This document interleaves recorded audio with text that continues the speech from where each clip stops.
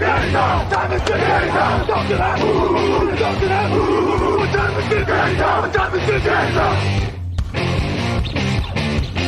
gun, Hulk left slot, Dixie left, T left, Mercedes, wide chip, Ricky, Bieber left, 75, Katie, Omaha, quick going.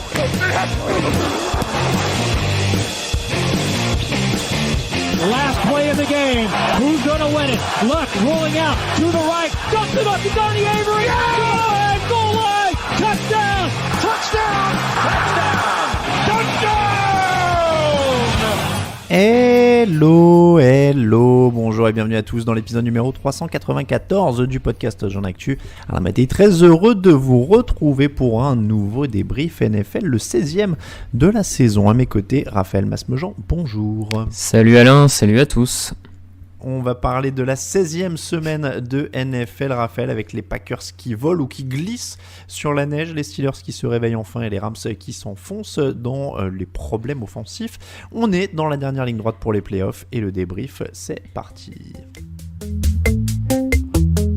What's going on, family? This is Real Mike Robb, NFL analyst for NFL Network and former Super Bowl champion for the Seattle Seahawks. You are listening to the Touchdown Podcast. I love all my French people out there. Let's go!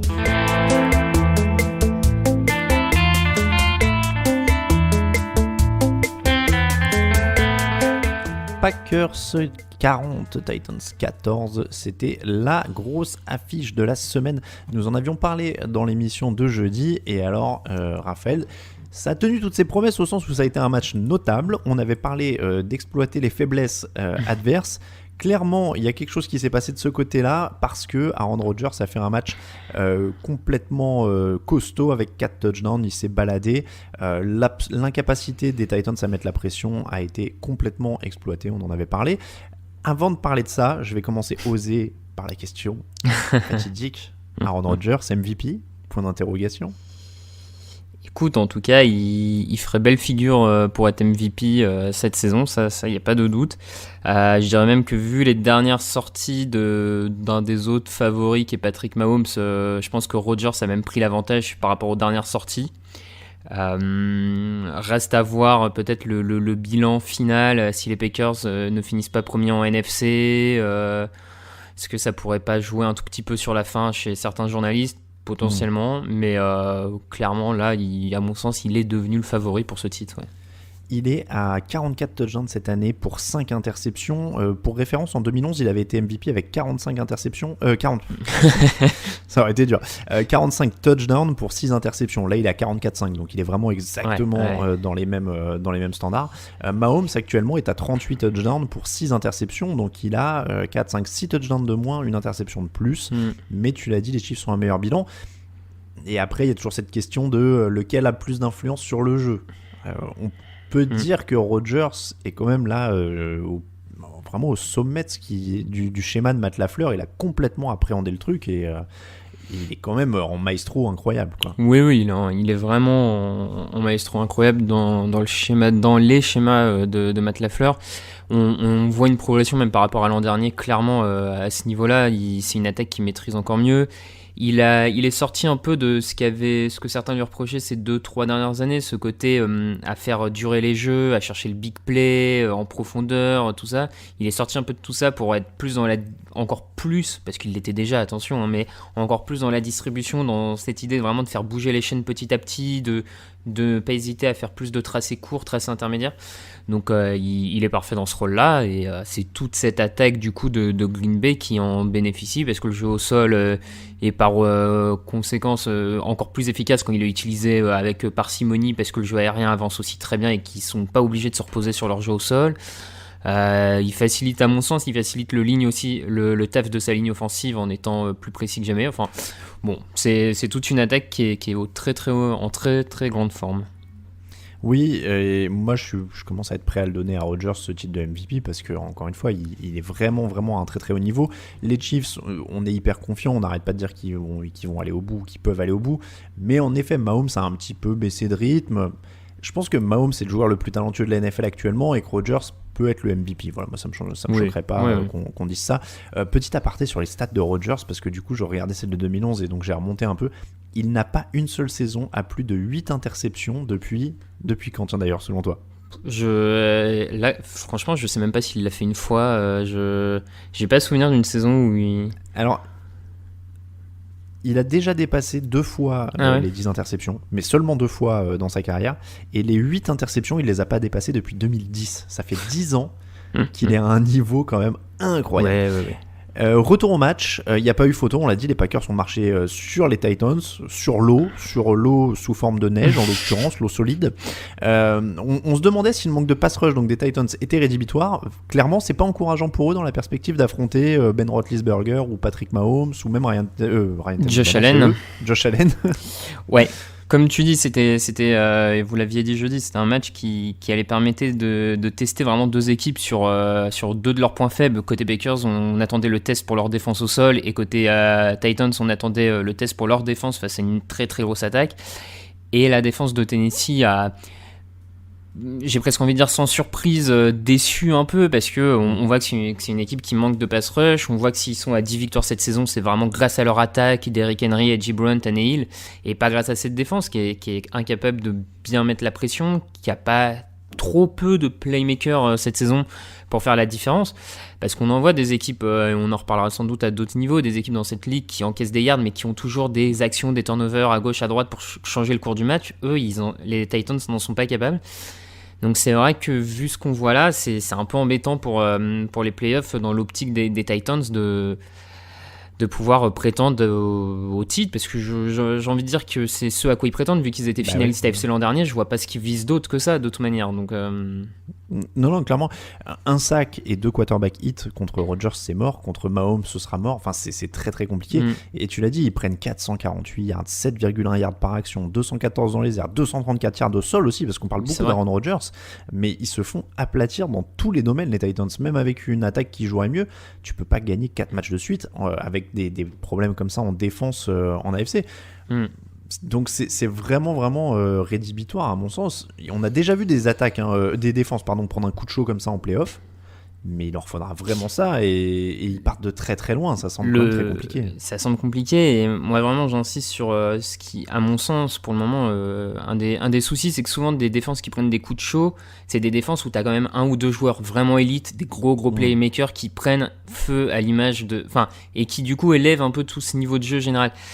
J'ai pas mémoire d'une défense où c'est globalement, collectivement, ou sans grande star, on va dire, où c'est l'ensemble de la défense qui tout d'un coup prend feu. Pour moi, il y a tout le temps 2-3 éléments vraiment moteurs. Et là, cette saison, chez les Titans, on voit pas très bien qui pourrait jouer ce rôle. Il y a un Clooney qui joue blessé la moitié du temps. Il y a un Kevin Byard qui est un bon safety, mais qui cette saison a moins peut-être ce côté de turnover, playmaker que par le passé. Donc voilà, c'est compliqué. C'est compliqué. Non mais clairement, ce sera un des axes de leur intersaison, même si c'est déjà une très très bonne équipe. Là, il faut qu'ils blindent. Ils jouent le titre maintenant avec leur attaque. Il faut qu'ils blindent cette défense. Même si, on l'a dit, ils seront dans la course au mois de janvier. Et même en attaque d'ailleurs. Alors, est-ce que du coup c'est préoccupant? Ils ont gagné que 260 yards, les Titans, sur ce match. Green Bay s'est rassuré sur ce secteur. Moi, je suis pas inquiet pour Tennessee. C'est dans la neige, c'est à l'extérieur, c'est compliqué. Ouais, comme tu dis, scénario un peu compliqué où effectivement ils se sont retrouvés dans des conditions qu'ils maîtrisent pas forcément pour le coup, avec un Derrick Henry qui a semblé un peu moins à l'aise sur la neige, tout ça. Enfin, ils iront pas jouer à Green Bay sous la neige tous les jours, toutes les semaines. Et puis je trouve que finalement, depuis l'an dernier, ils ont eu assez de bonnes prestations offensives pour qu'on se dise que c'est maintenant une vraie bonne attaque dans la ligue, et qu'on n'a pas à douter, je trouve, de leur attaque, particulièrement après cette prestation. Par contre, clairement, la bonne nouvelle, c'est pour la défense au sol des Packers, qu'on attendait vraiment en test, et qui s'est quand même plutôt bien rassuré en limitant autant que possible Derrick Henry. Donc ça, c'est une vraie bonne nouvelle pour Green Bay pour le coup. D'autant qu'ils se dirigent vers la tête de série numéro 1, parce qu'on pourrait dire oui, mais c'était la neige, c'était chez eux. Mais justement, ils vont être tête de série numéro 1 s'ils battent Chicago, et dans ce cas-là, la neige est chez eux, ce sera pas dans tous les playoffs. Donc c'est et quand on voit le énorme avantage, surtout quand on voit le profil de certains des quarterbacks qui pourraient les affronter en playoff côté NFC, je suis pas certain qu'ils soient tous à l'aise sous la neige ou par des conditions climatiques très très défavorables. Ouais, et même parce que donc, je pense que tu penses à Drew Brees notamment, mais même Tom Brady qui a 42-43 ans, il y a pas longtemps, il disait c'est quand même bien qu'il fasse tout le temps beau en Floride, et il avait dit vous m'attraperez plus jamais à vivre dans le Nord-Est. Il l'a dit texto. Oui, non, mais les gens de Boston ont dû apprécier. Clairement, je pensais à Brees en premier, mais pareil, je pense que Brady à l'heure actuelle elle serait un peu moins costaud que par le passé à ce niveau-là, donc je pense que ça pourrait les avantager. Donc voilà, c'est vraiment le match le parfait des Packers à tous les niveaux. C'est presque comme disent les Américains, un statement, vraiment une victoire voilà, qui montre que à l'heure actuelle c'est peut-être les meilleurs en NFC. Donc bon, il y a pas, si on veut être très très tatillon, j'ai envie de dire peut-être que le prochain test maintenant, mais en même temps c'est difficile de leur demander de se mettre dans ces conditions-là, mais c'est est-ce que Matt LaFleur en tant que coach arrive à redresser son équipe si un match commence mal ? Oui. Mais bon, en même temps, on va pas leur demander de se mettre dans cette situation-là pour prouver qu'ils peuvent le faire, tu vois. Donc non, mais c'est vrai que tu le dis bien, c'est ce qui s'était passé l'an dernier, quoi. Ils avaient eu un gros trou d'air en finale de conf contre les Niners. Ils ont eu un gros trou d'air cette année contre Tampa. Contre qui qu'ils avaient pris contre Tampa, voilà, qu'ils avaient pris une volée. Donc oui, ce sera la prochaine étape. Bon, et puis ils ont quand même, moi j'insiste là-dessus, mais leur jeu au sol marche quand même très très bien cette année. Et l'année où ils avaient gagné le titre justement avec Aaron Rodgers, il y avait eu James Starks, je sais pas si tu te rappelles, qui avait eu un gros coup de chaud en playoff. Et mine de rien, ça équilibre l'attaque, ça soulage la défense, ça change beaucoup de choses. Donc Matt LaFleur fait quand même un boulot assez complet qu'il faut saluer avec cette attaque. On passe aux Steelers 28, Colts 24. Alors un match très bizarre qui avait complètement mal entamé pour les Steelers, qui n'avait plus l'air d'avoir d'attaque. Il y avait 24-7 pour Indianapolis. Les Steelers échouent sur une 4e et 2 à 2 yards de la end zone. Ils sont KO. Et puis, qu'est-ce qui s'est passé à partir de là, Raphaël ? Bah écoute, ce qui s'est passé clairement à la mi-temps, il semblerait, je crois que c'est Juju Smith-Schuster qui en parlait notamment, il y a eu un bon discours de Ben Roethlisberger dans le vestiaire en disant les gars, qu'est-ce qu'on fout, enfin on se réveille. Et au-delà de ça, visiblement ce qui sort de plus en plus là, ce mardi dans les médias, c'est que Ben Roethlisberger aurait récupéré en deuxième mi-temps les calls offensifs, les appels de jeu, se serait débarrassé de la tutelle, on va dire, de son coordinateur offensif pour appeler les jeux, et force est de constater que ça a clairement marché, parce que la différence en attaque entre la première et la deuxième mi-temps était quand même suffisamment flagrante pour se rendre compte que Pittsburgh pouvait faire autre chose que des lancers de 2-3 yards. Pittsburgh pouvait faire tout simplement autre chose. Donc, bon. Mais c'est assez délirant cette histoire de Ben Roethlisberger aurait repris les appels de jeu et l'attaque s'est transformée. Je peux y croire, mais du coup, quel désaveu pour leur coordinateur offensif, Randy Fichtner, quoi. Ah oui, parce que ça sorte dans la presse en plus et tout. Enfin, tu fais quoi avec ce mec-là du coup au prochain match ? Ah bah c'est compliqué, ouais. Soit tu lui dis bon bah Randy, t'as compris ce qu'il faut faire, aie confiance en Big Ben et en tes joueurs et sois plus offensif, plus agressif, et le mec de lui-même travaille là-dessus. Soit il le comprend pas, et dans ce cas-là, bah tu lui dis continue à porter l'eau sur le bord du terrain. Et, c'est ça. Garde le casque, ça fait genre, mais c'est particulier. Hein. En tout cas, ça, c'est un match quand même compliqué. Enfin, c'est un match particulier et ça rend, je trouve, les équipes compliquées à juger parce que elles sont bonnes une mi-temps, elles sont catastrophiques l'autre. Et du coup, moi, j'ai l'impression qu'on en a plus appris sur leurs faiblesses que sur leurs forces. Et je trouve que, voilà, on voit les faiblesses. C'est-à-dire que les Colts ont un Philip Rivers immobile qui a besoin d'une protection parfaite. Et quand elle a pu être là, ça devient compliqué. Ils marquent 3 points sur leurs 7 dernières possessions. Oui, comme tu dis, ça montre beaucoup de faiblesses sur ces deux équipes.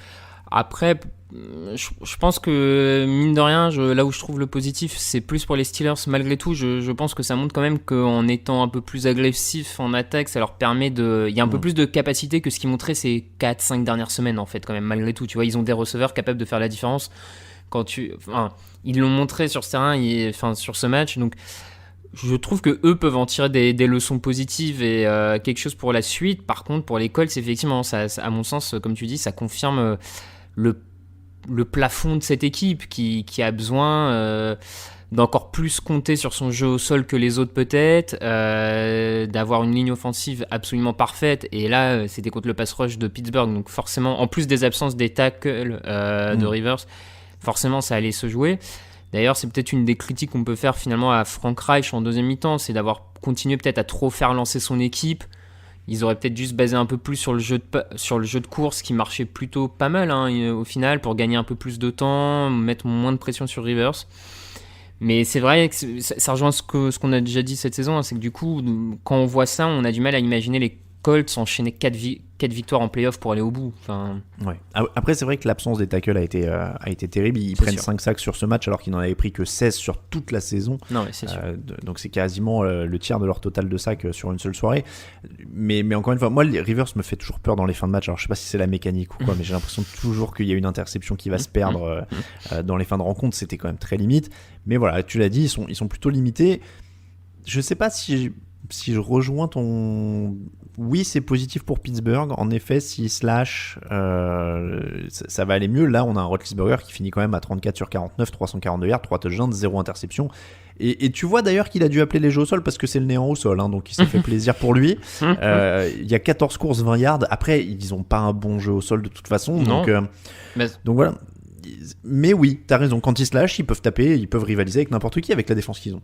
Bah, c'est pour ça que le jeu au sol, cette année, ils n'arrivent pas à trouver de solution au sol, que ça vienne de la ligne offensive ou du backfield offensif, ils n'arrivent pas. Donc, ils avaient commencé à se mettre dans une mauvaise phase où, sans jeu au sol, en plus ne faire que des petits tracés courts pour un peu tenter de remplacer ça, plus un jeu aérien de gagne petit terrain pour presque limiter les risques, mais avancer quand même à la passe. Bah, ils étaient un peu bloqués dessus, et là, pour une fois qu'ils arrivent à chercher de la verticalité, tout ça avec leurs joueurs, ça fonctionne cette fois. Alors la question, est-ce que ça peut fonctionner jusqu'à la fin de la saison ? C'est un autre problème, c'est une autre question, hein. Ça chacun se fera son avis, mais je pense que malgré tout, en ajoutant en ajoutant ça dans leur jeu offensif, ça peut être une des clés pour en tout cas redresser le cap offensivement. Est-ce que ça suffira pour battre 2-3 autres équipes en AFC ? Je suis pas sûr, mais bon. Les Seahawks 20, Rams 9. Est-ce que les Rams sont en train de devenir une de ces équipes avec une super défense condamnée pour plusieurs années par un quarterback médiocre ? Pensez Bears, pensez Jaguars il y a quelques années, pensez... Bah écoute, en tout cas ça y ressemble un petit peu, parce que ce match pour moi ça illustre vraiment toute l'importance du poste de quarterback et de la différence que peut faire un quarterback dans une équipe, parce que T'as deux équipes qui vraiment livrent une prestation défensive plutôt similaire, hein, de très bonne qualité, sauf que l'équipe qui va faire la différence, c'est celle qu'a Russell Wilson, qui est capable sur 2-3 actions d'aller chercher les bons jeux clés qui font toute la différence, alors que Jared Goff, le moment où il aurait pu faire des grosses actions, c'est quand il sort de la poche tout seul et convertit pas sur une troisième tentative parce qu'il glisse au sol beaucoup trop tôt, c'est cette interception absolument affreuse lancée pour on sait pas qui. Donc bon, moi comme tu dis, je suis un peu inquiet pour l'avenir de ces Rams-là, parce qu'ils ont quand même une fenêtre de tir pour le titre qui me semble là maintenant. Enfin, en défense, il y a des playmakers incroyables. Ramsey fait encore un match énorme face à DK Metcalf. Aaron Donald est encore partout. Il y a des receveurs. Enfin, il y a un moment, si pour gagner, tu as besoin d'avoir tous les meilleurs joueurs à tous les postes, sauf celui de quarterback, en disant mon quarterback est bien entouré. Enfin, tu peux pas en fait en NFL avoir 53 joueurs de haute qualité, donc à un moment il va falloir que le quarterback suive le rythme de l'équipe, et c'est pas le cas clairement. Bah, je pense qu'ils prennent un peu aussi le retour de bâton de cette stratégie qui peut être très bonne, hein, attention, mais qui a marché avec d'autres équipes. Mais le quarterback est sur son contrat rookie. On peut blinder l'effectif avec des gros contrats type Aaron Donald, Jalen Ramsey autour, et on va jouer la fenêtre de tir de son contrat rookie. Ce qu'avaient bien fait certaines équipes. Je pense aux Seahawks avec le contrat rookie de Wilson par exemple, où ils sont 2 fois au Super Bowl ou des choses comme ça. Mais la condition pour atteindre le plein potentiel de ce truc-là, c'est aussi que ton quarterback rookie il progresse. Et c'était l'espoir avec Goff. C'est vrai que dans les faits, le plan était bon. Si Goff avait continué sur la progression de 2018, bah ouais, t'avais une super fenêtre de tir. Le problème, c'est qu'il est en train de revenir au sol. Et là, il est à 24 sur 43, 234 yards d'une interception, pas de touchdown. Il n'y a pas de touchdown pour son équipe dans ce match d'ailleurs. Ils régressent, ils sont coincés. Alors, c'est pas Mitchell Trubisky pour moi, hein, mais il va flinguer des matchs et ils auront énormément de mal, où il faudra un coup de chance de Goff, un coup de chaud à la Joe Flacco pour espérer qu'il passe 3-4 matchs de playoff. Ils seront peut-être en playoff même tous les ans, parce qu'il aura suffisamment de bons matchs dans la saison. Mais ouais, ça devient problématique. D'autant d'ailleurs, on en reparlera dans la preview de jeudi, qu'il jouera pas le prochain match, puisque ça, bon, c'est pas de sa faute, hein, il se casse le pouce. Et c'est quand même un dénommé John Wolford qui va jouer. Alors, on va pas mentir, enfin, moi je mens pas, je le connaissais pas. Non, pareil. Voilà, John Wolford qui n'a jamais joué en NFL. On en parlera dans l'émission de jeudi. Est-ce que d'ailleurs, sinon, il faut qu'il retrouve un jeu au sol de feu pour. C'est aussi ça l'alternative. C'était comme ça que Goff marchait le mieux. Bah, je suis même pas sûr que retrouver un jeu au sol soit. Ça aidera dans certains matchs, sur certains cas, mais je pense malgré tout que pour passer un vrai cap, pour en faire des prétendants tout le temps, faut un meilleur quarterback que ça, de toute manière. Et donc je trouverais ça même presque dommage de repasser par un gros jeu au sol alors que t'as Cooper Kupp, t'as Robert Woods, t'as Tyler Higbee, t'as Everett, enfin tu vois, t'as quand même assez de skill players normalement pour faire avancer ce ballon. Je vois pas mal de gens qui disent oui mais la ligne offensive, alors oui sa ligne offensive est pas excellente. Maintenant quand tu regardes dans les stats en termes de pourcentage sur la passe protection, tout ça, ils sont quand même dans le top 15 de cette ligue. Il y a un moment, si pour gagner, il faut à tout prix qu'il ait une top 5 ligne offensive, Oui, non mais ça, et puis et Todd Gurley à l'époque où il était joueur offensif de l'année, etc., ça fait beaucoup, quoi. C'est ça, donc alors après, quelle est la solution ? J'en ai pas, là à l'heure actuelle, c'est bien ça le problème, hein. C'est pour ça que je pose la question, ils sont en galère. Hein. Parce que d'ailleurs, même, tu vois, John Wolford, quoi, la doublure. Oui, c'est vrai que là-dessus, ils l'ont peut-être pas très bien géré, mais... Ils ont un quarterback remplaçant... Oui, ils l'ont peut-être pas très bien géré. Voilà, c'est pas comme s'ils avaient mis un vétéran.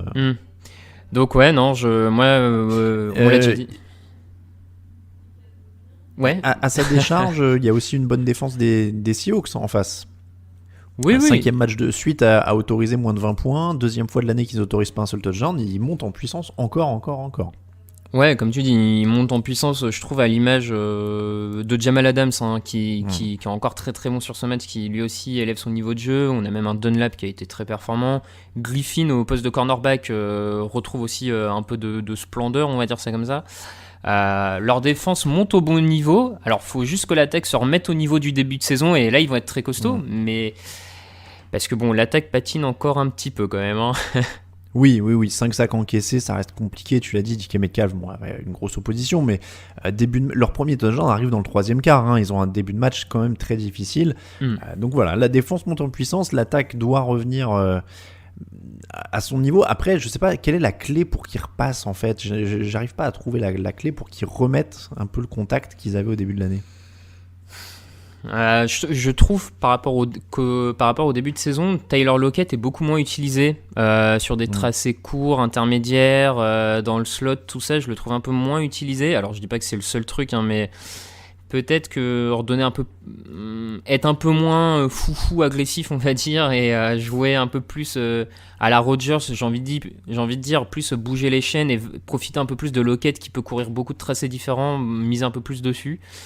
Mais à voir comment ils arrivent à ça. Après, s'ils arrivent à trouver cette formule-là, je suis pas sûr que beaucoup d'équipes vont vouloir se les farcir en play-off. Mais clairement, ils seront jamais, d'autant qu'ils ont l'expérience, qu'ils ont Pete Carroll en play-off, ils seront vraiment pas bons à prendre. C'est le premier titre de division depuis 2016 en tout cas pour Seattle. Ils seront en play-off puisqu'ils sont officiellement qualifiés. Les Rams ne le sont pas. Ils doivent battre les Cardinals si les Bears battent les Packers. C'est-à-dire que si les Bears perdent contre les Packers, les Rams et les Cardinals sont automatiquement qualifiés. Donc ils joueront pour rien. Les Cardinals, justement, on en parle juste après ça.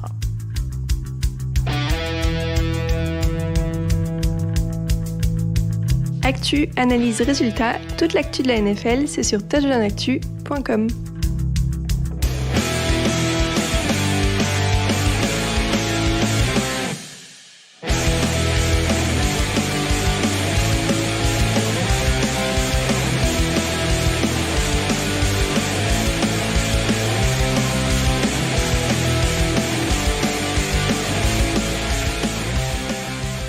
Cardinals, on en parlait donc 12, 49ers 20. Les Cardinals ont les joueurs, les Niners sont Kyle Shanahan. Est-ce que j'ai bien résumé ça comme ça ? Je crois que j'ai dit ça dans le fauteuil à peu près. Est-ce que les Cardinals ont les joueurs d'ailleurs ? Parce que leur effectif est peut-être un peu plus limité que ça au final derrière les stars. L'arrivée de DeAndre Hopkins, c'est un peu l'arbre qui cache la forêt, je trouve. Oui, alors c'est vrai que leur effectif est peut-être pas si profond que ça, manque et pas dans les meilleurs de la NFC. Je te rejoins, on l'a peut-être un peu surévalué par l'apport d'Hopkins, clairement. Après, plus que les joueurs, je pense que on commence peut-être un peu à se poser des questions autour de Cliff Kingsbury, leur coach, mais je trouve pas. Enfin, si je dis ça, c'est par rapport en fait à la physionomie un peu de toute cette saison des Cardinals, où en fait, on n'a jamais eu l'ensemble de l'équipe qui marchait bien en même temps. Là, comment dire, on a retrouvé un peu de jeu de course, mais le jeu aérien était plus en difficulté, alors que les semaines passées, il y avait plus de jeu de course, mais il y avait du jeu aérien. Et en défense, cette fois on avait du pass rush, mais la défense contre la course était totalement à la rue, alors qu'en début de saison, la défense contre la course des Cardinals c'était quasiment top 10, et là elle explose. Donc on n'a jamais l'ensemble des groupes de cette équipe qu'on matchait ensemble au même moment, en même temps. Donc ça, pour moi, c'est un peu quand même le rôle du coach, que l'ensemble de l'équipe fonctionne en même temps, qu'il y ait cette alchimie. Donc je pense que c'est ça leur principal problème sur ce match et sur toute cette saison. Donc ça, à mon sens, plus que les joueurs, même si tu peux toujours améliorer l'effectif, tout ça, il y a peut-être un peu de questions autour de Kingsbury malgré tout. Oui, il y a pas non plus une énorme imagination dans les choix de jeu. Enfin, c'est pas incroyablement innovant. Donc va falloir voir en effet de ce côté-là ce qu'il peut faire. Et après, il y a des limitations même, tu vois, au final chez Kyler Murray. Alors il y a des histoires de blessures qui traînent cette année, donc c'est à voir aussi ce que ça va donner. Mais on voit quoi. Moi je suis toujours épaté par un Shanahan qui dit moi par contre en ce moment c'est la galère, alors je vais coller du jeu au sol, et puis il le fait quoi. Il met 227 yards, c'est sa valeur refuge, c'est incroyable. Et ce qui est dommage je trouve avec les Niners, c'est que une année sur deux en ce moment c'est on dit c'est dommage les blessures et ça va donner quelque chose l'an prochain quoi. Oui, c'est un peu ça. Après, et c'est un peu ça. Je vois ce que tu veux dire, et en même temps, c'est difficile de leur oui, c'est pas de leur d'opposer faute, quoi que ce soit à ça. Comme tu dis, il y a Shannon au moins qui, en termes de play calling, régale tous les ans, en tout cas sur le jeu de course notamment. C'est vrai que pour San Francisco, ça reste une saison un peu compliquée à juger. Là, je trouve que la défense revient bien aussi du côté de San Francisco. Voilà, maintenant la question ça va être l'an prochain, retour des blessures, Jimmy Garoppolo ou pas. Non, c'est un peu toujours la même chose pour San Francisco de toute façon cette fin d'année. On va dire entre guillemets l'important, avec tout le respect qu'on a pour San Francisco, c'est vraiment Arizona qui est toujours dans la course au playoff, mais qui a pas l'air d'arriver là. C'est marrant, la NFC avait l'air plutôt dense il y a encore 3-4 semaines, et on voit les Rams baissent, les Cardinals baissent, ça baisse pas mal, et c'est pareil, la dynamique est vraiment pas très bonne du côté d'Arizona, même s'ils vont en playoff. Oui, la dynamique est pas bonne effectivement depuis plusieurs semaines. Il y a ce match contre les Patriots qui perdent de mémoire. Il y a pourtant quand tu vois l'état des Patriots à l'heure actuelle, voilà. T'as ce match contre les 49ers qui perdent. Ils en gagnent un de justesse contre les Bills. Enfin, clairement, la dynamique est pas bonne. Maintenant, la question c'est de savoir quelque part quelle était vraiment la vraie ambition de l'équipe cette saison. C'est que oui, il y avait l'ajout d'Hopkins, ça devait aider l'équipe, et je pense que malgré tout en attaque ça a aidé l'équipe, ça aide Kyler Murray, ça l'aide à progresser. Mais objectivement, est-ce que pour eux finalement déjà une qualif en playoff c'est pas une saison enfin oui, je pense. Tu vois, au final on est que dans l'année 2 de Kyler Murray. Il y a, quand on voit Josh Allen qui explose là en 3e année maintenant, ça prouve aussi que des fois on est peut-être trop impatient avec certains joueurs, et moi je leur laisserai le bénéfice du doute encore à toute cette équipe, à toute cette franchise. D'autant qu'il faut, si on voit le positif, justement, comme tu dis, c'est l'année 2, ils sont en play-off. L'année 3, ils peuvent continuer à renforcer la défense, notamment. Et ça fait une équipe qui est quand même sur la bonne pente sur le long terme. C'est vrai que moi, je voyais le court terme. Les Cardinals, donc, qui seront en play-off si les Bears perdent contre les Packers. Pourquoi ? Parce que les Bears sont toujours dans la course. Ils ont encore gagné. Eux, ils sont sur une bonne dynamique. Jaguars 17, Bears 41. Alors, il n'y a pas eu de match. Allen Robinson jouait son ancienne équipe. Il aura collé 10 réceptions pour 103 yards. Disons que ça a été serré pendant une mi-temps, parce que c'était le match que je gérais à 19h en plus, celui-là. Et puis Chicago s'est envolé, 4 touchdowns de suite. Mitchell Trubisky a quand même lancé une vilaine interception. J'ai pas osé la mettre dans les leçons de la semaine, tu sais, pour mettre Mitchell Trubisky, toujours Mitchell Trubisky, on allait dire que je tape dessus. Mais il faut pas croire qu'il faut continuer avec lui l'an prochain quand même, on est d'accord. Oui, non, je te rejoins. Alors, commençons quand même par le positif. On le dit semaine après semaine, chaque match en NFL est compliqué à gagner. On le voit bien avec des équipes qui vont perdre contre les Jets, on en reparlera, tout ça. Enfin, donc, on peut pas enlever à Chicago cette série de victoires. On peut pas leur enlever le fait que c'est une équipe qui marque plus de 30 points sur plusieurs matchs à la suite, ce qui leur était pas arrivé depuis des années et des années. Donc, je pense que là-dessus, d'ailleurs, faut saluer l'amélioration dans le play calling de Bill Lazor, le coach offensif, qui joue beaucoup plus de play action, qui met aussi un peu plus de blocs de zone pour sa ligne offensive, donc le jeu au sol est plus efficace. Bref, ça s'est amélioré. Ça, c'est le côté positif. Mais comme tu dis, moi je pense que Trubisky reste une fausse bonne idée quoi qu'il arrive, parce que les bons matchs se font face à des mauvaises équipes et des mauvaises défenses notamment. Il a toujours plein de moments où il montre que ça reste un mauvais quarterback. Je pense à, comme tu dis, cette interception lancée où il y a 10-10 quand même, hein. Le score est de 10-10, c'est pas genre ils mènent de 30 points, il peut se permettre un peu n'importe quoi. Là, le match est encore serré. L'avantage, c'est qu'ils n'ont pas levé la cinquième année en option de son contrat, donc ils ne sont pas liés à lui. Ils vont quand même pouvoir vraiment réfléchir, prendre le temps de choisir. Moi, je pense qu'il faut passer à autre chose, mais et pas s'enfermer. Après tout, les Titans l'ont fait avec Mariota, les Buccaneers ont osé le faire avec Winston. Enfin, je vois pas pourquoi les Bears se permettraient pas de le faire avec Trubisky, hein, sincèrement. Non, c'est clair. Et puis encore une fois, après, je leur retire rien, hein, je troll un peu sur Trubisky, mais ils ont su se réinventer un peu au sol aussi, notamment avec David Montgomery ces dernières semaines. Donc il y a vraiment des très bonnes choses. La défense est toujours solide. Ils sont encore une fois sur une belle série, il pourrait être l'agitateur de la fin de saison en NFC, mais c'est dommage, j'ai peur qu'il leur en manque une, parce que le problème ça va être que, encore une fois on en parlera jeudi, mais ils vont jouer des Packers qui doivent gagner, donc ils vont avoir tous leurs titulaires, parce que les Packers doivent gagner pour s'assurer la première place et la semaine de repos. Du coup il y aura un Aaron Rodgers à fond en face. Là pour le coup c'est quand même compliqué d'imaginer qu'ils arrivent à suivre. Après tout peut se passer évidemment sur un match, mais c'est dommage pour eux parce qu'ils vont pas passer loin au final et en plus voilà, donc oui, s'ils gagnent ils y sont, et après oui non, s'ils gagnent ils y sont, donc oui, il faudrait un exploit. Ouais. Après ça paraît compliqué. Pour les Jaguars, la seule leçon de ce match c'est vraiment qu'ils ont le premier choix de la draft maintenant, voilà. Puisque les Jets ont gagné et eux ont perdu, alors non seulement ils ont le premier choix de la draft qui devrait être Trevor Lawrence, mais en plus ils ont 2 choix du premier tour, 2 choix du deuxième, beaucoup de salary cap. Ça va être une reconstruction hyper intéressante quand même, hein. C'est ça, c'est que c'est quand même une équipe qui, là, au fil de la saison, est potentiellement devenue un peu sexy pour un futur GM et un futur coach. Comme tu dis, avec tous ces choix, il y a aussi quand même de jeunes joueurs sur des postes clés. Je pense au poste de cornerback, je pense sur la ligne défensive. Enfin, voilà, il y a de la jeunesse en plus, donc tu peux modeler l'effectif un peu à ton image pour un nouveau coach. C'est vraiment un des postes potentiellement les plus attirants.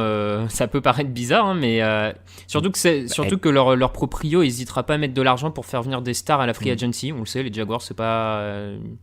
Et puis il y a une piscine dans les tribunes, je veux dire. Tu peux répondre à ça. Enfin, Après c'est la Floride. Jacksonville, voilà, Jacksonville, je sais pas si c'est le lieu le plus sexy, mais c'est le moment de les déménager à Londres. En plus on récupère Trevor Lawrence. Moi je suis complètement chaud. Avec le Brexit c'est bon en plus.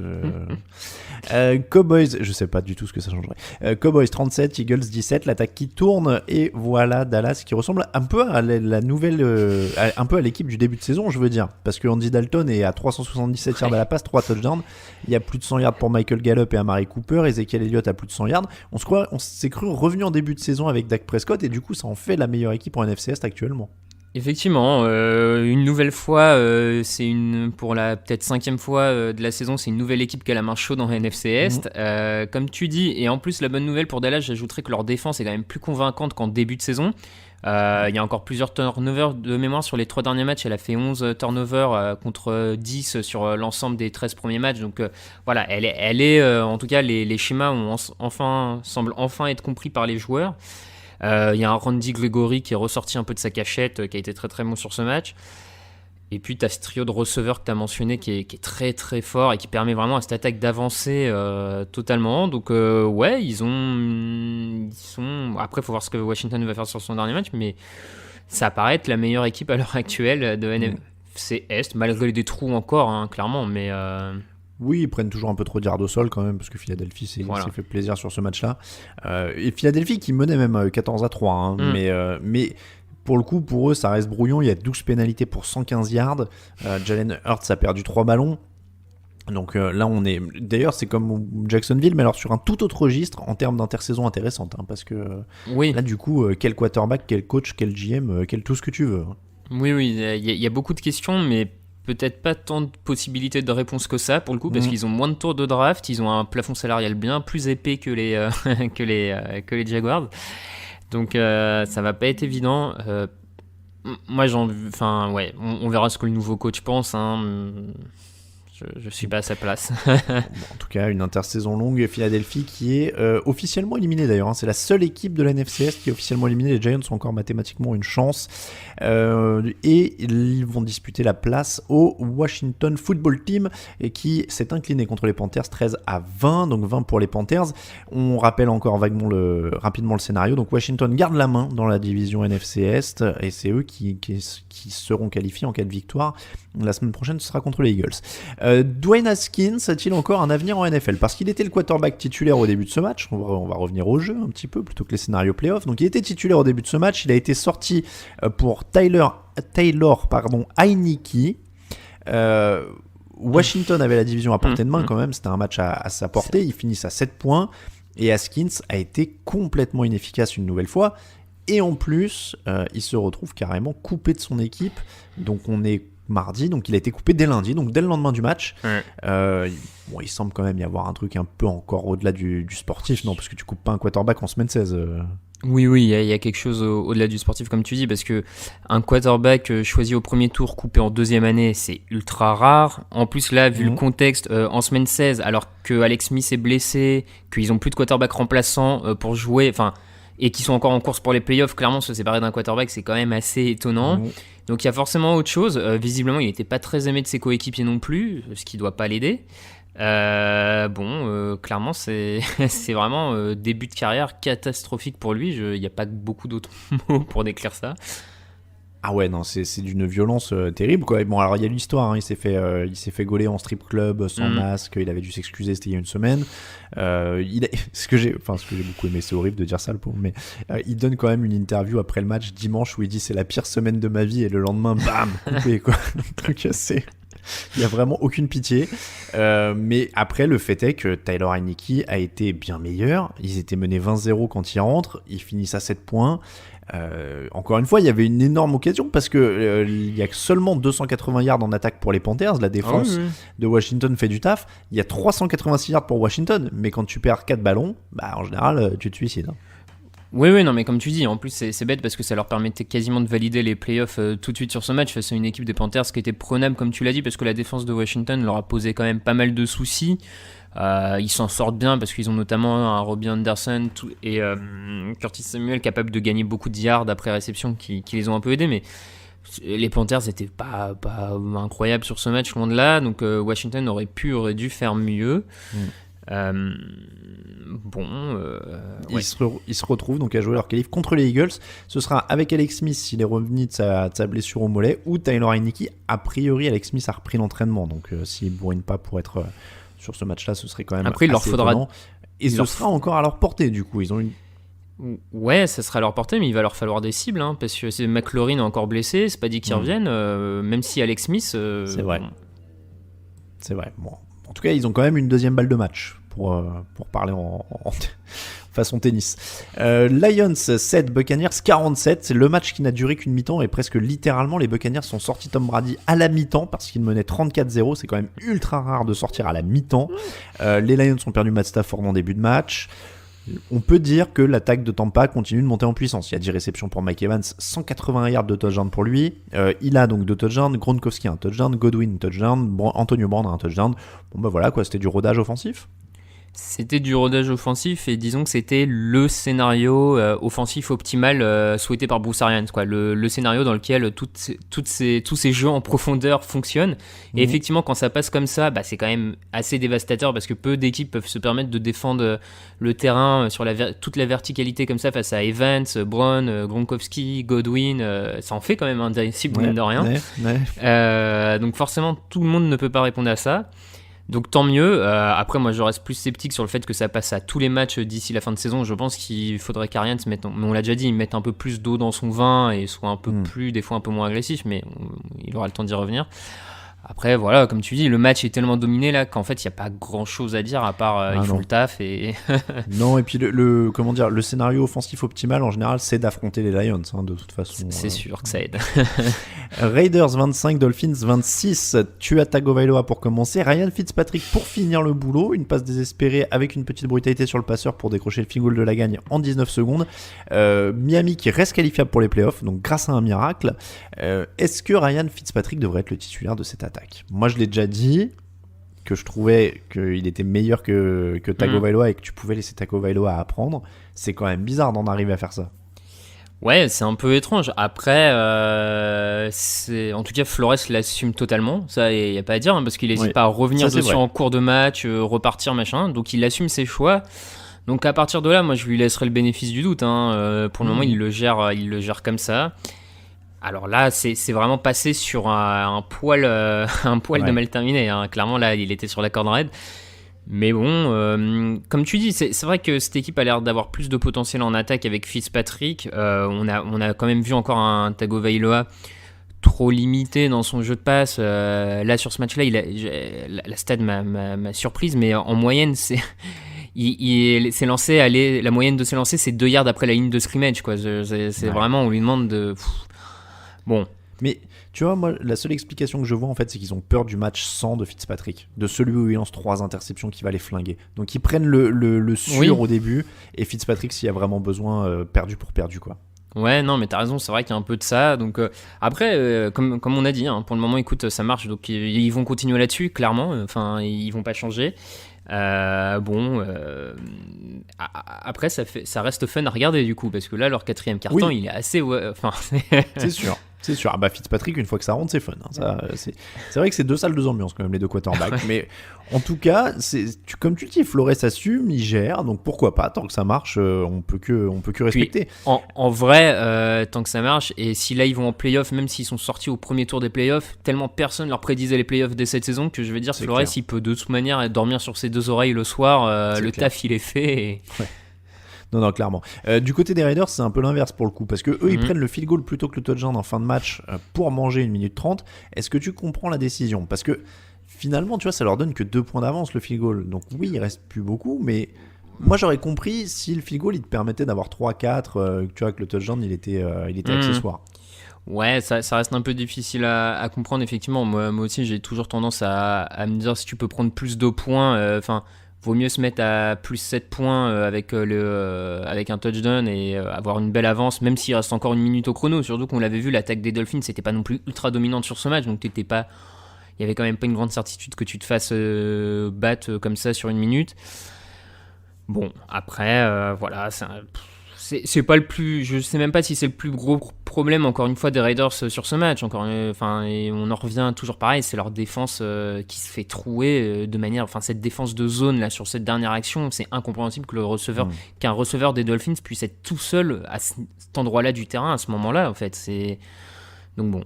Clairement, oui. De toute façon, on en revient à ça, aucune confiance en la défense. C'est aussi pour ça que tu t'essayes de bouffer le chrono. Et au moins, le programme de l'intersaison est clair pour les Raiders. Oui. On n'arrête pas de le dire. Hein. Jets 23, Browns 16, c'est l'étrangeté Covid de la semaine. Les Browns privés de quasiment tous leurs receveurs, obligés de faire appel à 2 joueurs du practice squad qui se sont entraînés dimanche matin sur un parking pour s'approprier les jeux. Il leur manquait aussi les linemen Jedrick Wills et Wyatt Taylor, ce qui est encore presque moins anodin, je trouve. Une fois encore, une fois que New York a neutralisé le jeu au sol, c'était compliqué, quoi. Tu te retrouves avec des mecs qui connaissent, qui arrivent là, qui débarquent au dernier moment. Oui, comme tu dis, c'est sûr que pour l'attaque de Cleveland, on s'est retrouvé dans une situation bien compliquée avec tous ces receveurs en moins, cette ligne offensive aussi amputée de 3 titulaires. Et quand tu rajoutes à tout ce petit marasme, on va dire, un Baker Mayfield qui a très mal commencé avec des pertes de balles, des passes pas très assurées, ils se sont vite retrouvés dans une sale situation. Après, malgré ce contexte, et donc on va laisser l'attaque un peu tranquille. Moi, je suis quand même plus déçu par la défense des Browns, qui à mon sens pour le coup a moins d'excuses pour s'être fait battre comme ça par l'attaque des Jets. On n'a pas vu tant de pression que ça pour Sam Darnold. On a surtout vu une défense qui s'est fait trouer dans le jeu aérien en profondeur. Ils encaissent 2 touchdowns, notamment de plus de 30 yards. Je ne sais pas s'ils ont vu qu'ils sont leurs adversaires potentiels en playoff, en AFC, mais s'ils n'arrivent pas à défendre la profondeur du terrain, c'est peut-être pas la peine d'y aller, parce que vu les mecs en face, ça va être compliqué. Et donc c'est dommage parce que malgré une belle saison globalement, ils se tirent un peu une balle dans le pied avec une qualification en playoff qui leur tendait les bras face aux Jets, et ils la ratent parce que à mon sens, pour une fois, la défense devait suppléer l'attaque sur ce match, et ça n'a pas été fait. Donc c'est là où on voit que c'est pas encore une grande équipe, parce que les escouades n'arrivent pas à suppléer l'autre quand il le faut, quoi. Oui, tu l'as dit. Bon, après, voilà, le contexte est particulier, mais c'est vrai que la défense, en effet, a eu quelques errements, et les Jets, eux, continuent de montrer des trucs sur les derniers matchs, parce qu'il y a quand même le match contre les Raiders qu'ils avaient failli gagner aussi, mine de rien. Bon, après, c'est pas non plus, c'est pas le Pérou, il y a 2 touchdowns, il y a un trick play avec une passe de Jamison Crowder. Darnold est quand même à 16 sur 32, donc oui, il est pas 50% bon, tout rond, voilà, c'est pas folichon, 175 yards de touchdown dans ces conditions. Est-ce qu'il y a des choses à sauver du coup de cette saison des Jets ? Tu vois, genre avec ces 2 victoires, est-ce que ça montre quelque chose qui... Non, je sais pas. Non, mais parce qu'il y a quelques bons joueurs sur certaines escouades, donc oui, il y a des trucs à sauver. Maintenant, de toute manière, je pense qu'il faut quoi qu'il arrive un nouveau coaching et repartir sur des bases plus saines, et voilà. Clairement. Ravens 27, Giants 13, 0 surprise sur le scénario. On parlait de Kyle Shanahan tout à l'heure qui mettait au sol quand il voulait mettre au sol. Là, c'est pareil. 249 yards au sol pour les Ravens, 183 à la passe pour Lamar Jackson, 2 touchdowns, aucune interception. Ils sont complètement revenus à la recette de l'an dernier. C'est-à-dire qu'il n'y a plus de temps de se demander si on peut développer Lamar Jackson à la passe, etc. On bourrine. Ouais, comme tu dis, effectivement, il se rapproche un peu du niveau de l'an dernier en attaque. En plus, face à une défense des Giants qui, juste là, faisait bonne figure cette saison. C'est pas non plus une défense qui était un tapis, qui faisait tapis depuis le début de saison. Donc la prestation offensive reste quand même à noter. Ils reviennent comme tu dis, ils reviennent à ça. Ils le font bien depuis 2 semaines. Et le match contre les Browns, notamment 3 semaines même, du coup, le match contre les Browns qui a été un peu le facteur, le changement, on va dire, de direction offensif leur a fait du bien. On verra jusqu'où ils peuvent aller comme ça. Ça a déjà été leur plafond de verre, ça a déjà été leur plafond tout court, je veux dire, l'an dernier en playoff. Je suis pas persuadé que cette année ça passera plus comme ça, donc va quand même falloir à un moment ou un autre passer le ballon. Ouais. Oui, ça c'est sûr. En défense, en tout cas, oui. Ça revient bien aussi. 6 sacs sur Daniel Jones. Il y avait 17-0 dès le second quart, 27-6 dans le quatrième. Les Giants sont quand même pas encore équipés sur la ligne pour contenir une telle pression, quoi. Non, mais il y a encore beaucoup de trous dans cet effectif, et en vrai, pour eux, c'est quand même mieux de choper un choix dans les 10 premiers à la draft plutôt qu'une qualification miraculeuse en playoff avec 6 victoires qui n'aurait pas permis de renforcer significativement l'effectif. Donc je pense que c'est plus un mal pour un bien en vrai pour cette équipe.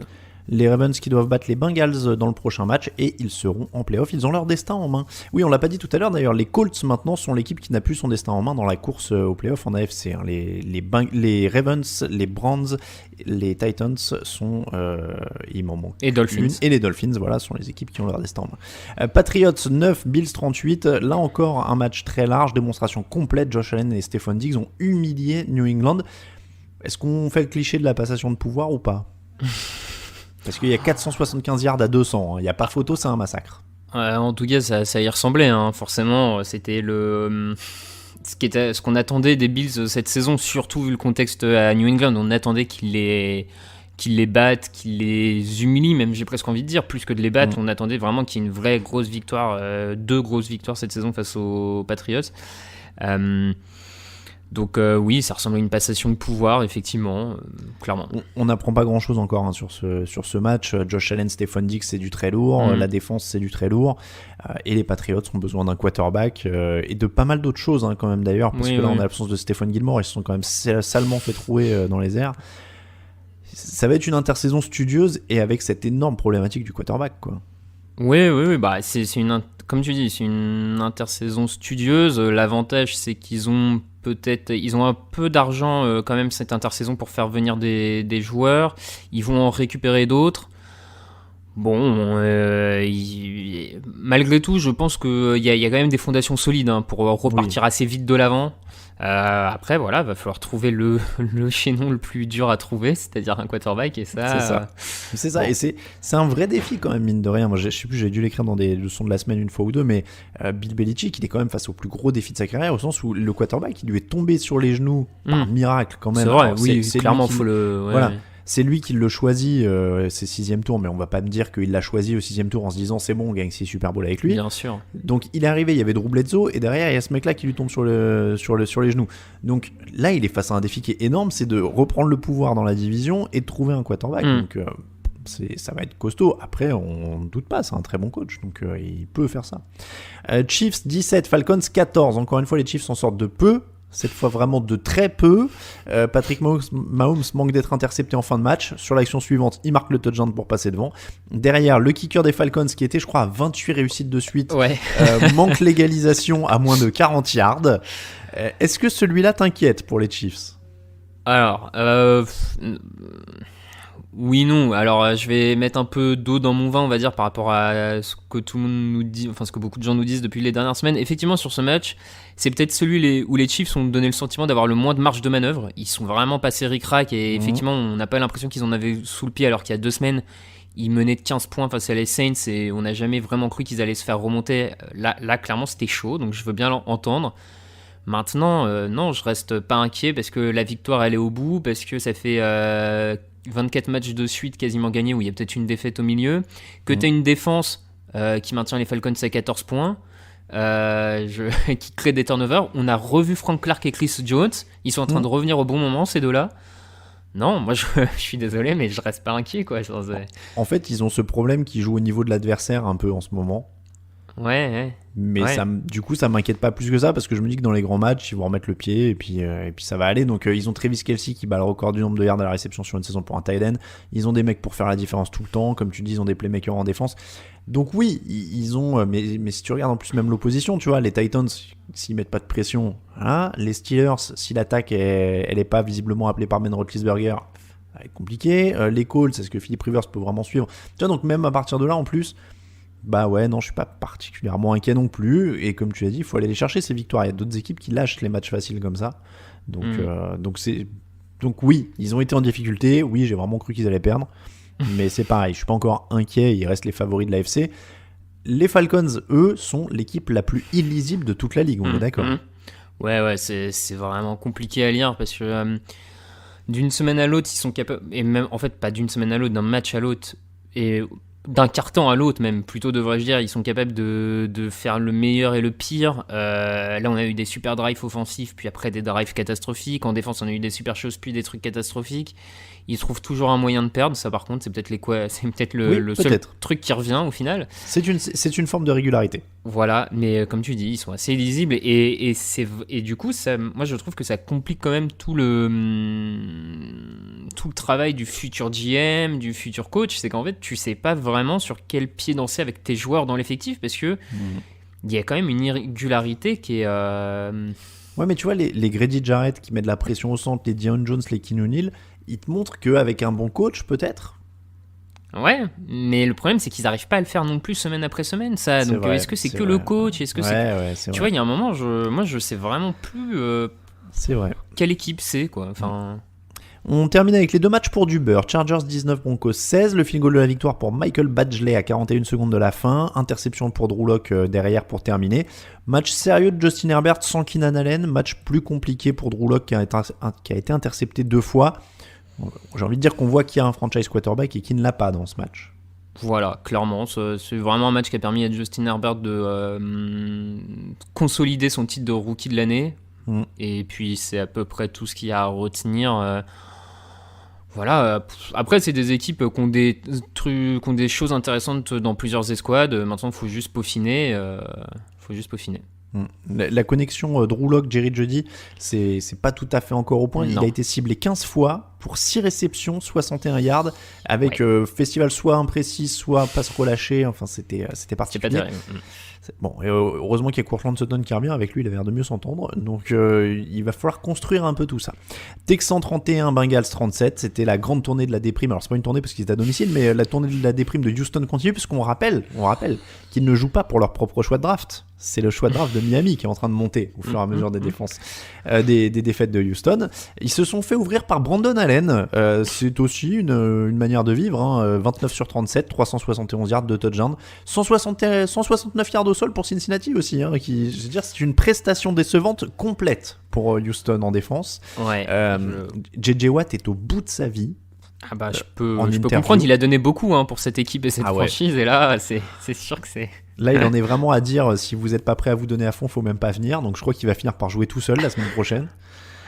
Lui et Deshaun Watson, parce que Watson il rend une fiche qui est honorable, hein. Il est à 24 sur 33, 324 yards, 3 touchdowns, 0 interception, au milieu du néant, avec Brandon Cooks à 7 réceptions pour 141 yards. Non, ouais, c'est ce que j'allais dire. Si on est très très très optimiste pour les Texans, on peut se dire qu'on ne sait pas où ils vont, mais au moins ils y vont avec Deshaun Watson. Ouais.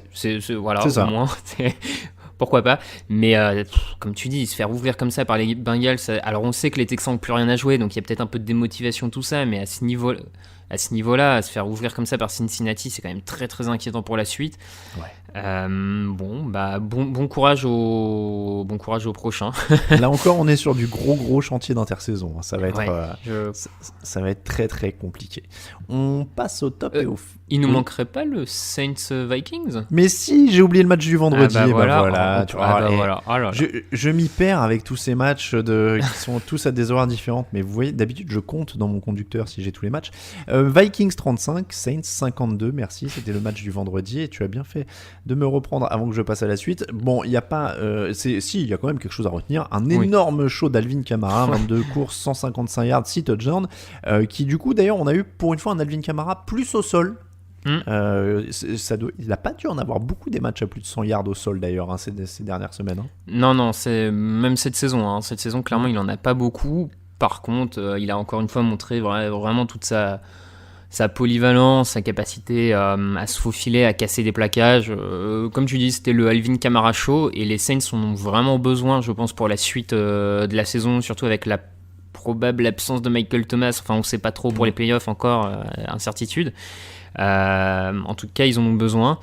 Après, sans remettre en cause la qualité offensive des Saints, la défense des Vikings quand même, j'ai compté 17 actions où ils ont autorisé plus de 10 yards.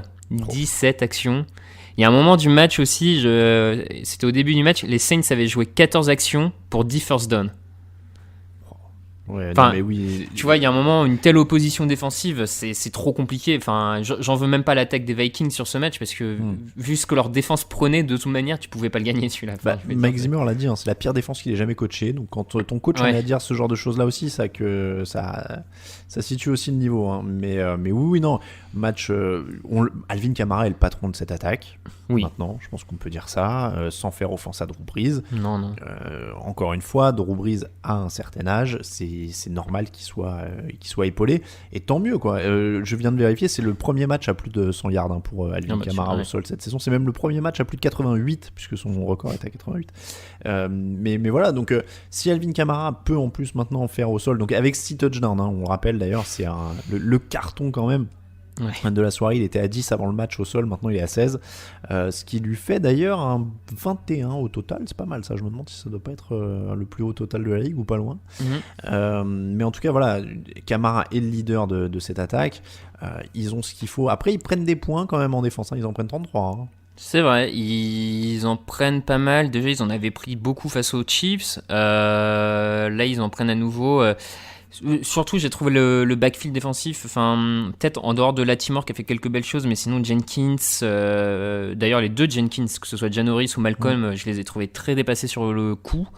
Va falloir surveiller ça parce qu'il y a 2-3 attaques aériennes quand même dans la ligue à affronter un peu plus tard. Faudrait pas que leur défense lâche au plus mauvais moment, hein, clairement. On passe au top et au flop.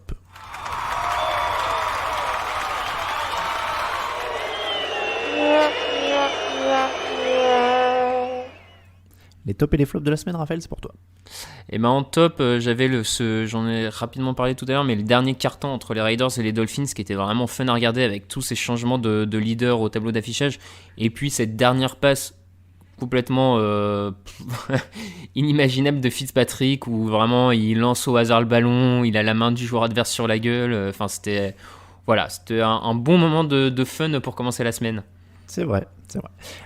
Moi, dans un registre alors peut-être moins fun, moi mon top c'est Baltimore qui me fait plaisir. J'aime bien quand une équipe dit bon, tout ce qu'on a tenté là c'était pas ouf, on va revenir aux bases, on va y aller un peu comme ça, comme des bourrins, on va refaire comme l'année dernière, ça marchait bien l'année dernière, on va refaire ça, oubliez un peu le début là, on s'en fout, on fait ça. Et donc ça me plaît bien parce que tu vois, ils remplissent leur contrat quoi. On avait dit il y a quelques semaines, ils ont la voie libre, ils étaient juste en embuscade pour les playoffs, prêts à profiter de la première erreur, et c'est exactement ce qu'ils font. Ils sont en train de dérouler leur dernier match. J'ai pas trop de doute sur le fait qu'ils devraient pouvoir le faire aussi contre Cincinnati. Ils vont être en playoff et ils vont pas être drôles à jouer en playoff. Non, et j'aime bien ce genre d'équipe qui arrive un petit peu au dernier moment pour embêter un peu tout le monde. Donc ça pourrait être d'autant que les dernières années on les attendait beaucoup en playoff et ils ont déçu. Tu vois, là ils vont arriver un peu sur la pointe des pieds. Est-ce que ça peut être pas aussi une bonne base de lancement pour eux, pour être un peu plus détendu et sur un meilleur élan aussi. Donc intéressant pour moi Baltimore. Le flop. Bon, c'est lié au résultat, mais les Cardinals et Cleveland qui se tirent, à mon sens, vraiment une balle dans le pied pour la qualification au playoff, alors qu'ils avaient tous les deux des adversaires quand même globalement prenables, que ce soit les Jets ou les 49ers, vu les situations de ces deux équipes. Voilà, je suis un peu déçu. Alors, c'était pas forcément... Sur l'ensemble de la saison, c'est pas deux équipes qui m'ont forcément déçu parce que je les voyais pas forcément en play-off, donc le fait qu'elles soient encore en course pour y aller, très bien, mais je trouve que c'est un flop dans la manière où normalement elles auraient dû presque valider leur ticket pour les play-offs cette semaine en fait, face à des adversaires vraiment prenables, et que là c'est là où on voit que c'est pas encore des grandes équipes parce qu'elles se mettent dans une situation bien trop compliquée, à l'inverse par exemple de Baltimore qui elle au moment où il fallait se remettre à gagner s'est remise à gagner pour y aller et assurer sa place quoi. Ouais, complètement. Non, complètement. J'avais les Cardinals aussi, tu vois, en flop. Mais après, tout à l'heure, tu m'avais dit, bon, ce serait déjà bien d'être en playoff et tout ça. Je m'étais dit, je vais changer, je vais faire un flop un peu plus personnel. Je vais prendre les Lions, à qui j'en veux d'être aussi nul, parce que je te l'ai raconté avant l'émission, je donne un peu de off, mais samedi, j'avais un jour off, je bossais pas du tout, la rédaction gérait tout pour moi, les matchs et tout, donc je me suis retrouvé à 19h à avoir le temps, j'ai allumé mon écran, balancer le Chromecast sur la télé, ouvrir une bière en me disant, je vais pouvoir profiter d'un match, j'ai pas de résumé à faire et tout, tranquille, je vais regarder comme je veux. Et là, bim, pilé, à la mi-temps, il n'y a plus rien. Voilà, j'ai même pas pu profiter d'un match entier comme ça, tranquille, en détente, sans résumé à écrire, sans rien, à cause des Lions qui sont nuls. Donc voilà, c'est mon flop. Et bien c'est comme ça que se termine l'épisode 394 du podcast Jeune Actu. On vous remercie si vous nous écoutez déjà. N'hésitez pas à laisser des commentaires et des commentaires avec des étoiles sur iTunes. Alors merde, je dis iTunes parce que je suis vieux, mais maintenant on dit Apple Podcast. Donc sur Apple Podcast, n'hésitez pas à laisser des commentaires et des évaluations parce qu'en fait ça aide apparemment le podcast en termes de visibilité. Donc n'hésitez pas. Si vous voulez nous aider plus financièrement, vous pouvez nous soutenir sur Tipeee. N'hésitez pas à rejoindre ceux qui le font déjà. Cette semaine, The Orval Trappiste, je pense que ça te parle, Raphaël. Ouais, je crois connaître la référence. Et merci à lui pour le commentaire, il m'a fait un commentaire très sympa où il a marqué des références de bière à goûter. Maxime, Pumpfake, Ggen37, Gay, Antonin R, et Jérôme L. Voilà pour tous ceux qui nous soutiennent, n'hésitez pas à les rejoindre. On rappelle, on parlait de bière, il y a des sous-verts, il y a des magnettes, des stickers, des porte-clés, plein de choses, donc n'hésitez pas à aller sur notre compte Tipeee. Merci beaucoup Raphaël. Eh ben merci à toi. On vous rappelle que toute l'actu de la NFL c'est sur tdactu.com, les réseaux sociaux @tdactu sur Twitter et Facebook, @jeunactu en entier sur Instagram, @Raphaël_TDA pour Raphaël, @Alain Mattei pour moi-même, ça c'est pour nos comptes Twitter. Toute l'actu de la NFL, on l'a dit, jeunactu.com en entier, tdactu.com si vous voulez aller plus vite sur votre clavier. Merci beaucoup. On se retrouve jeudi pour la preview. Ciao ciao.